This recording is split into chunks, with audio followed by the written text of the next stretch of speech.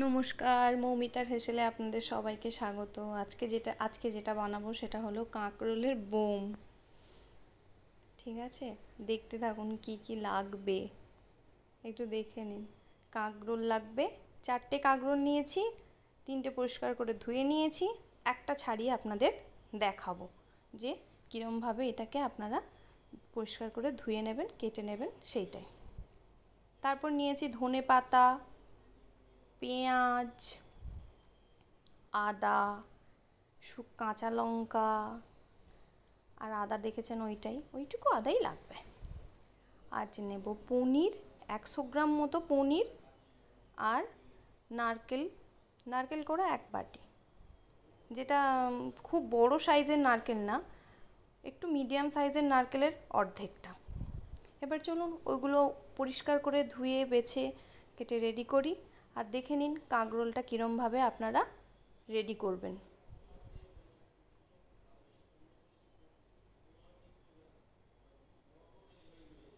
একটা ছিলকার সাহায্যে এটাকে পরিষ্কার করে নেবেন। ওর ওপর যে দানা দানাগুলো থাকে ওটা পুরো তুলে পরিষ্কার করে নেবেন। তারপর মাঝখান থেকে কেটে ওটা ধুয়ে সেদ্ধ করতে দেব নুন হলুদ দিয়ে, লবণ আর হলুদ দিয়ে ওটাকে সেদ্ধ করতে দেব। সেদ্ধ করার পর আমরা ওর দানাটা বের করব। কাঁচা অবস্থায় যদি দানাটা বের করি তাহলে এটা অনেক সময় ফেটে যায়, তো ভালো হয় না। সেই জন্য আমি সেদ্ধ করে নিয়ে তারপর দানাটা বের করি।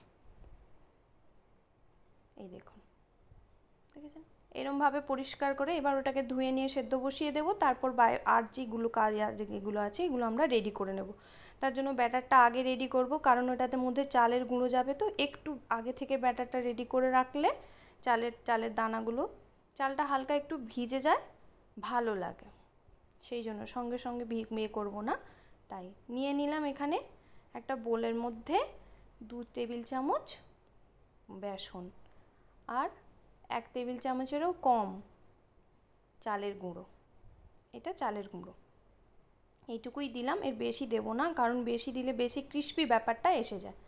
তারপর দিয়ে দেবো একটু চিনি, তারপর লবণ।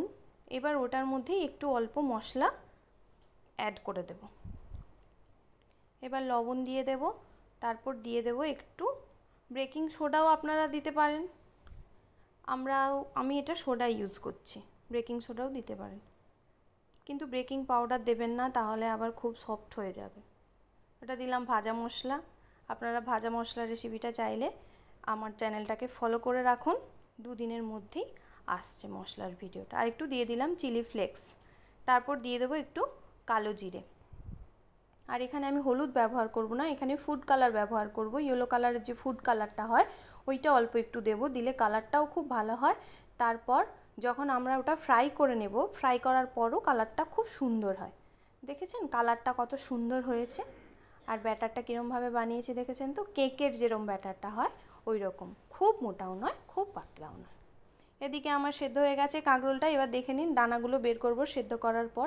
একটু লবণ আর অল্প একটুখানি হলুদ দিয়ে সেদ্ধ করে রাখা ছিল, খুব বেশি হলুদ আমি দিইনি, অল্প একটুখানি দিয়েছিলাম, ওইটা দিয়ে সেদ্ধ করেছি। একটা চামচের পেছন দিয়ে বের করে নিলাম, খুব ইজি বেরিয়ে যায়। দেখেছেন সবগুলো সুন্দরভাবে বেরিয়ে গেছে, তাই সবগুলো দেখিয়ে দিলাম। আর একটুখানি রেখে দিলাম স্টাফিংয়ের জন্য, সব দানাটা ফেলবেন না। স্টাফিংয়ে পনির আর নারকেলটা যখন আমরা পিউরি করব মিক্সির বাটিতে, তখনই ওইটা একটুখানি লাগবে, অর্ধেকটা রাখবেন, অর্ধেকটা দিয়ে ফেলে দেবেন। এবার তো প্যান বসিয়ে নিয়েছি, প্যানটা গরম হচ্ছে, তত সময় তো দেখতেই পাচ্ছেন যে আমি চটজলদি করে সব জিনিসগুলো কাছাকাছি নিয়ে নিলাম। 1 চা চামচ মতো ঘি দিয়েছি, আমি তো ঢেলে দিয়েছি, ওটা মেপে দিইনি, ওটা একটা আন্দাজে আপনাদের বললাম যে ওটা 1 চা চামচ। তার উপর দিয়ে দিলাম একটু কালো জিরে। কালো জিরেটা হয়ে গেলে একটু ফুটে উঠলে তখনই দেখবেন ফেনা হয়ে ওঠে, তখনই আমরা দিয়ে দেব পেঁয়াজ কুচি আর লঙ্কা কুচি। এবার লঙ্কা কুচিটা দিয়ে এবার আস্তে আস্তে হালকা হাতে নাড়াচাড়া করতে করতে দেখবেন পেঁয়াজগুলো খুব সফট হয়ে যাচ্ছে, ততক্ষণ পর্যন্ত রান্নাটা কিন্তু করতে হবে।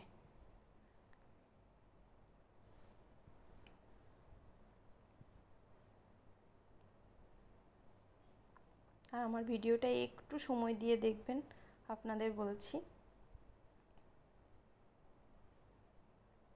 আমি আজকে কোনো কিছু কাটিনি ভিডিওতে, পুরোটাই দিয়েছি, যার জন্য ভিডিওটা একটু লম্বা হয়ে গেছে। অল্প একটু লবণ দিয়ে দিলাম ওই স্টাফিংটা। এইটা ভাজতে ভাজতেই কিন্তু আমাদের যেটা রেডি করতে হবে সেটা হলো গিয়ে স্টাফিংটা।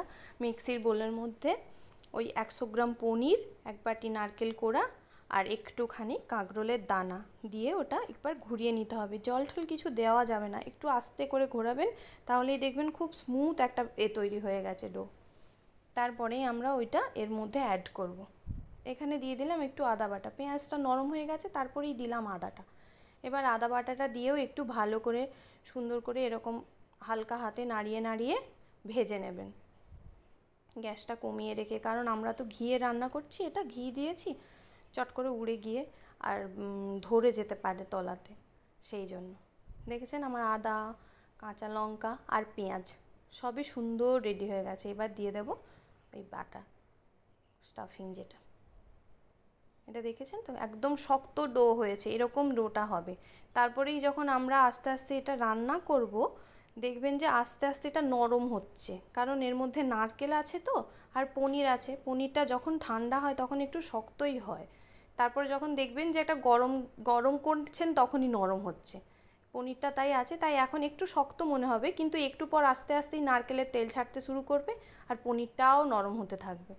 আর যখনই দেখবেন যে এটা ভালো করে মিশিয়ে নিচ্ছি, আর যখন দেখবেন যে এটার কালারটা একটু চেঞ্জ হয়ে এসছে, আপনারা বুঝতেই পারবেন যে পনিরটা, তখনই ব্যাটারটা আমাদের প্রায় রেডি। এই দেখুন। আর আর আপনার তখন দেখবেন যে প্যানের মধ্যে আটকাচ্ছে না, সুন্দর হয়ে একটা সফট হয়ে গেছে। তখনই একটু ভাজা মশলাটা দিয়ে দেব, আর দিয়ে একটুখানি ওটাকে নাড়িয়ে চাড়িয়ে ভালো করে মিশিয়ে নিয়ে নামানোর আগে ধনেপাতা কুচি দিয়ে দেব। ধনেপাতাটা আগে থেকে দেওয়ার দরকার হয় না, ওটা একটুতেই তো সফট হয়ে যায়, তো এটা জাস্ট নামানোর আগেই একটু মিশিয়েই নামিয়ে নেব। এইটা একটু আগে মিশিয়ে নিই। ভাজা মশলাটা আমি খুব বেশি দিইনি, অল্প একটু দিয়েছি, ওটার মধ্যে তো ঝাল আছে, সবই আছে, তাই আলাদাভাবে কোনো লঙ্কা টঙ্কা ইউজ আমি এই পুরো স্টাফিংয়ের মধ্যে দিইনি। আপনাদের যদি ঝাল খেতে ইচ্ছা হয় তাহলে একটু কাঁচা লঙ্কাটা বাড়িয়ে দেবেন, কাঁচা লঙ্কার পরিমাণটা। আমি 3টে দিয়েছি, আপনারা এর মধ্যে 5টাও দিতে পারেন, কারণ দেখেছিলাম যেটা ঝাল হয়নি।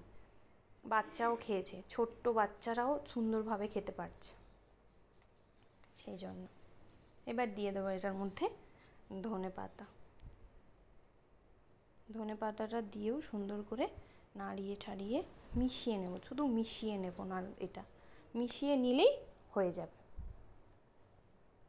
মিশিয়ে নেওয়ার পর এটা ঢেলে নেব একটা, দিয়ে একটু ছড়িয়ে দেব যাতে তাড়াতাড়ি ঠান্ডা হয়ে যায়। ঠান্ডা হয়ে গেলে আবার তো পুরটা হাত দিয়ে সুন্দর করে করতে হবে, দিতে হবে, তাই এটা আমি ট্রের মধ্যে ঢেলে একটু ঠান্ডা করে নিয়েছি। এবার এর মধ্যে স্টাফিংটা ভরে নেব, কীরকম ভরছি দেখে নেব। এগুলো ভরে নিলেই আমাদের রেডি হয়ে যাবে। আমি ওদিকে কড়ার মধ্যে তেল গরম বসিয়ে দিয়ে স্টাফিংটা ভরছিলাম। দেখে নিন সবগুলো রেডি হয়ে গেছে, অল্প একটু স্টাফিং বেঁচে গেছে। এইগুলোই এবার ব্যাটারের মধ্যে ডোবাবো আর ভাজবো। ভেজে নিলেই রেডি হয়ে যাবে আমাদের কাঁকরোলের বোম। আমি এটা দুপুরবেলার লাঞ্চে বানিয়েছি, আপনারা চাইলে সন্ধ্যেবেলার টিফিনেও বানাতে পারেন। ওর মধ্যে ধনেপাতা চাটনি বা পুদিনার চাটনি বা সস দিয়েও খেতে পারেন, খুব ভালো লাগে খেতে। আর আমার চ্যানেলটা যদি আপনাদের ভালো লাগে, আমাকে যদি ভালো লাগে, বা আমার রান্নাগুলো যদি আপনার ভালো লাগে, তাহলে প্লিজ চ্যানেলটাকে সাবস্ক্রাইব করে দেবেন, লাইক করে দেবেন, কমেন্ট করে দেবেন এবং শেয়ার করে দেবেন, যাতে আপনারা আমার রান্নাটা আবার পরের ভিডিওগুলো যখন আসবে আপনারা দেখতে পান, সেই জন্যই আপনাদের বলা। এই দেখুন, দেখেছেন তো কি সুন্দর হয়েছে? এই দেখুন কালারটাও কি সুন্দর হয়েছে, দেখেছেন? আর খুব ভালো হয়েছিল, একদম ক্রাঞ্চি হয়েছিল। সবগুলো তুলে নিয়ে আপনাদের আবার দেখাচ্ছি যে এটা কীরকম হয়েছিল।